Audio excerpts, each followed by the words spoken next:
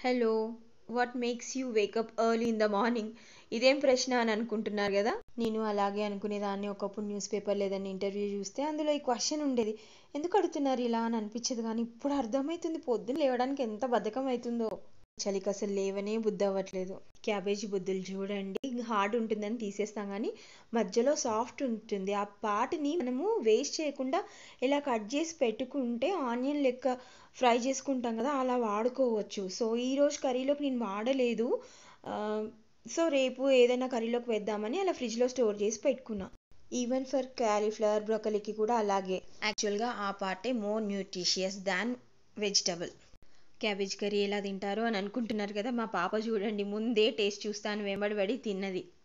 బ్రేక్‌ఫాస్ట్‌లోకి కూడా అదే కావాలని పెట్టించుకున్నారు. అయితే కొంచెం కారం ఉందని చెప్పి పప్పు కావాలంటే పప్పు సైడ్‌కి పెట్టేశాను. బాక్స్‌లో కూడా సెట్ చేసి పంపించా. వాళ్ళు వెళ్ళిన తర్వాత ఇది నా ఫ్రీడమ్.